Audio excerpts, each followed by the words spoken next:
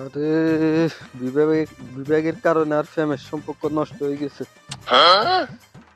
মাথা মুথা ঠিক নেই, যত জামিলে বিবেকের কারণে কে রে সব রিয়াজ? সম্পর্ক নষ্ট হয়েছে।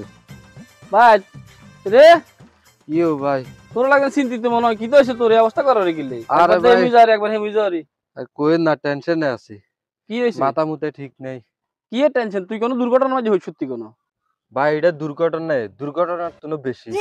কি হয়েছে বাইরে খুলি ক 2 বছর ধরে ভাই ওকে মাইয়া লগে ফেম করি ভাই নোয়াখালী অনহিতি কো আই কুমিল্লার হলো নোয়াখালীর দিকে বিবেক চাইতাম, এটা হয়নি। আজ চিন্তা করি বিয়ে শাদী করতে আর মনে যেমনি কুমিল্লা নোয়াখালীর রেশারেশি শুরু করে দিছে বিবেক লই। নোয়াখালী হলা নোয়াখালী বিবেক, কুমিল্লা হলা কুমিল্লা বিবেক। অনহিতি কয় আই কুমিল্লার হলো নোয়াখালী বিবেক চাই হিয়েনে আন্দোলন করতাম নোয়াখালীর পক্ষে, এটা সম্ভব নেই।